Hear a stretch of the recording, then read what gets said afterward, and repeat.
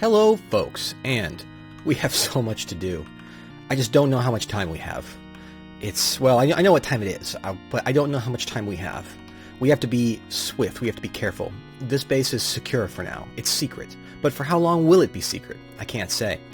It's going to be difficult. But I have been diligently hard at work. I managed to make a run back to my old base, and while many things were destroyed in a massive explosion, what I can say is that there is actually a little bit of things left. One thing that was left down here deep in my mines, I managed to reintroduce it.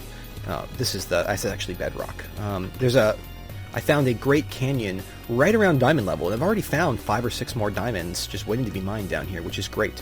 In fact, to the point now where I think I have enough to do a couple of really important things. But let's see if we can find it. Aha! Here we are. Let's get a weapon out. I see something. You want some? Face it, you're no match. So, you can see here that we actually have a rather deep bore here at around diamond level, just trying to expose more caves, because it seems like this area has a lot of caves. And this little fellow has been working hard for us, and as you can see, has actually gotten us a few interesting things. And exposed a lot more just area for us. So this is fantastic. He will be integral to us going forward, and he's just going to continue to make a whole bunch of, potential tunnels and looks for us. And as you can see, he's actually running out of rails, which is a bit of a problem. I'll have to make some more for him. In fact, no, I couldn't do it down here. I would need to have some way to do it, but you can see that we've actually exposed just a whole bunch of areas. So I think we're going to turn him off for now. And just leave him until I can come back down with more rails, because I don't want him turning around.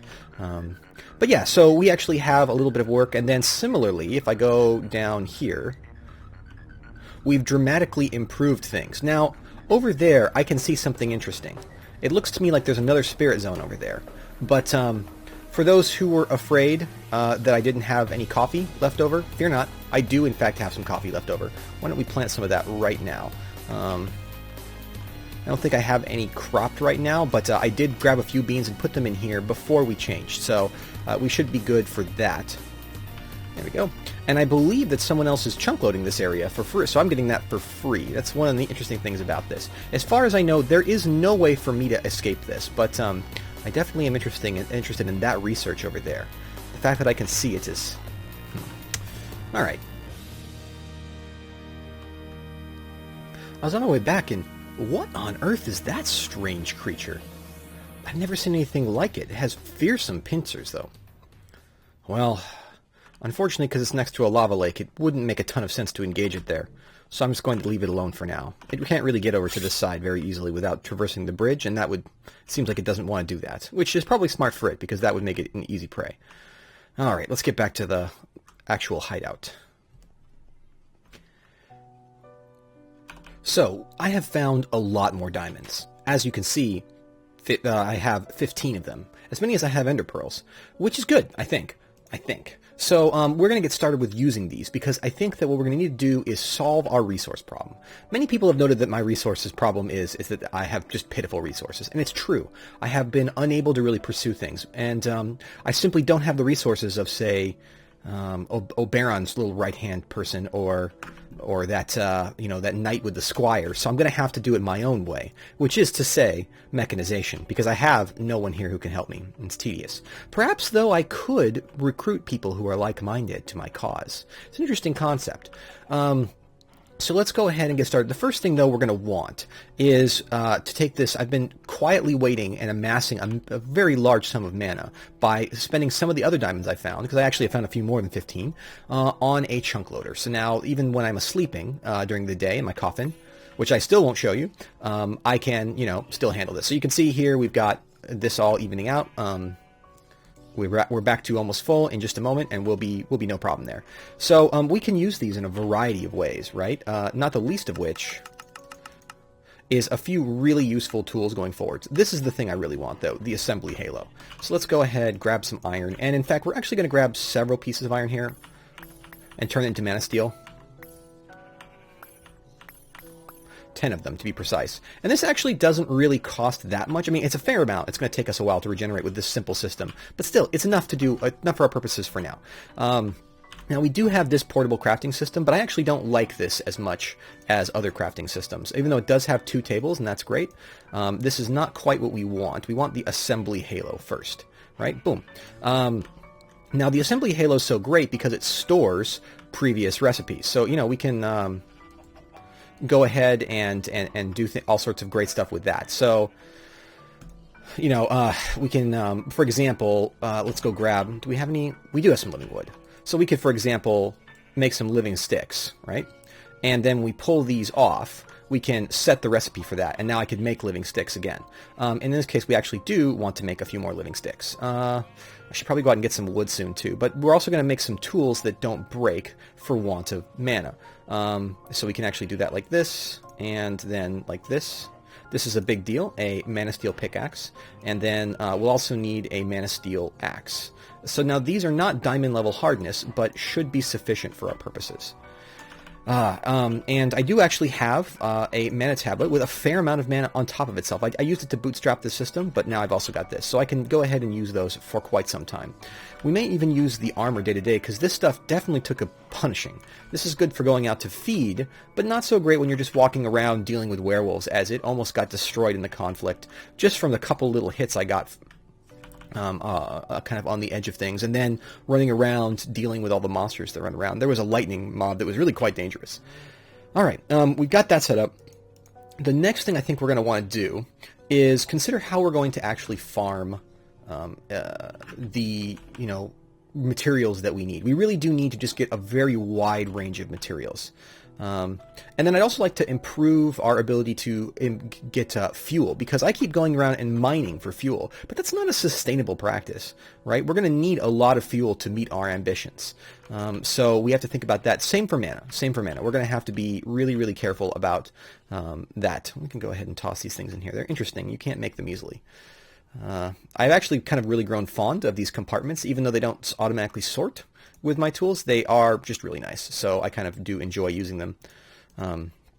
You can see here that I've got a fair amount of stuff, and we're actually going to start on these things soon. But first, let's not get sidetracked. And, oh wait, let's put this away. What we'd like to do now is think about what we're going to do to gain resources. Now, little cart that could down there will need a lot of diamonds. I did manage to rebuild the cart assembler, but that needs a lot of diamonds and fuel, and I think that's going to take too long. What we really want to do is just get a ton of resources. So to do this, I think our actual plan is to use a classic. We're going to be using a quarry.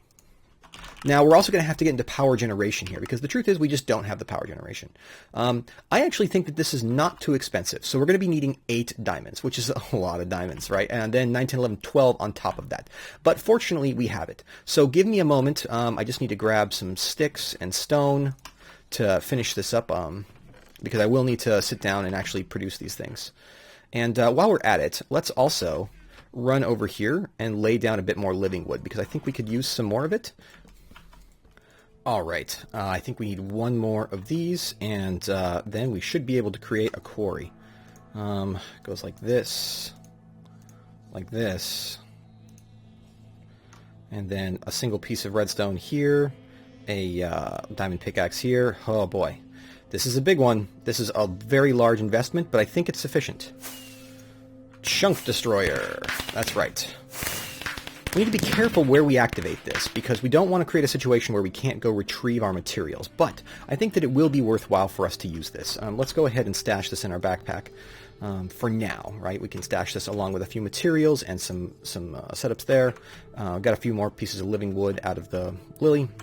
So now, I think the next thing we need to do is actually power this. Now, we're going to have to be modest and patient for now. We don't need to worry about it in the future, but we do, for now, need to be modest and patient. So I think we're actually going to blow out this wall right over here. So if we were to go like, let's see, pull it back out, and put that there, that will actually, you know, go ahead and do, let's see, let's grab our new mana steel pickaxe, which won't break so easily. And you can look, and we can see that we're actually in the middle of this setup here, right? So this may actually be very useful for us to go ahead and just dig down here, and that may give us some insight into where, oh wow, whoa, friends, we may need to have a talk about relocation here, because this is not, no, you are not allowed to leave the pen. cheese. We'll definitely have to think about moving that just a little bit. Because that's not the best. But I think that we can... There's a really big cavern back here that I think actually goes all the way out to the other side of the mountain that I burrowed into. Oh, look, some coal here. That's right. So we can probably use this area to create our first larger quarry, and then we'll have a large empty space that we can build into, as opposed to me tediously, digging out here as if I were some menial manservant and not... I'm, starting to realize that vampires are, in fact, the royalty of the undead. We are the commanders. We are the leaders. So we need to take that. So I think that what we're going to do is grab this coal, and then I'm going to sit down and grab some more wood and make some engines. We don't have many options for engines. We will need to think about this. So I think we may go for some peat engines in a little bit. These are actually quite easy for us to make, but they work off of peat. We can make that in a little while. We also will go for Stirling engines. These are straightforward, inexpensive, and fairly efficient. So we'll be using those. But we do eventually need to think about better power sources. I just don't want to do it before we're quite ready, because we're not quite ready to do things yet. Let's really quickly secure this exit before we go any further, because I definitely don't want things sneaking into the base through the gap to my quarry. Oh boy, it seems to be raining. We're actually not that far from the surface right here, so it's going to be a little tricky. I'm a little concerned. Oh, hello. You going to try and knock me outside? I mean, it's raining, so it's not the end of the world, but yeah, you see what I'm saying? These things are just waiting out here. If they get a whiff of me, they'll come in. These things are particularly dangerous because they can send you, flying. Alright, so... let's make sure that we don't have a problem with this going forward. We can clear all this out at our leisure. First thing we're going to do, though, is I'm going to show you something. I'm kind of used to the other hotkey. Like so, is that if we take half of these, turn them into slabs, like so, we can make stones, tiles, which is a really useful thing. I mean, they're beautiful, is what I should say. They're not so much useful. But here we have a stack of them. And if we were to go ahead and take these and... toss in our stones, we can actually make a variety of things. Now, I'm sort of partial to, a lot of these different looks. These are the Reds series of stones. These are the Vect, which I think is really cool. We kind of combine these all together, Reds, Isms, and Vex. What's really cool about these is, let's say we were to go ahead and pull out, what's a good one? How about these tank ones, because this is going to be kind of an industrial part of our base. Now, if we alt-right click, you can see that we can actually change the type, the look, all sorts of things with this, right? So, for example, we could quickly dig up the ground here, and the wall here. Don't leave, please. There we go. And make like a little barrier that's very obvious for anybody who's coming through, for us just to kind of mark off where the industrial part of our base begins. Because this will be, kind of where that is. So let's go ahead and put that there. Put one more there. There we go. I think that looks pretty cool. We could even extend that out a little bit over here. And then we could just put down some kind of like, metallic wall there just to seal things off appropriately. And then I guess we could maybe use an iron door for this. Might look good. Yep, an iron door. Because there's really no reason for this to open unless we want it to, and we'd like to make sure that zombies can't come breaking down our door. That would be the most tedious outcome. So let's go ahead and put that there. There we go. And now all we have to do is start thinking about how we're going to get things in and out. Alright, so I think maybe this is the good place to put our first quarry. Let's put it right there. That shouldn't interfere with any of our things, and it shouldn't cut a hole to the outside world. I don't think. We could maybe just... yeah, we could confirm that. I think that this will not cut a hole to the outside. It'll come close. It'll come really, really close. But it's not... oh, it may actually. So let's go ahead and... yeah, it looks like there is a hole to the outside world right there. So let's go ahead and... let's just go ahead and make sure this is all sealed up while we can enjoy the light of the moon. So, wow, that's right there, huh? That is really close. Maybe if we move this back one block, we won't disturb this area. All we have to do is move it back like one block. So let's go ahead and move it back one block.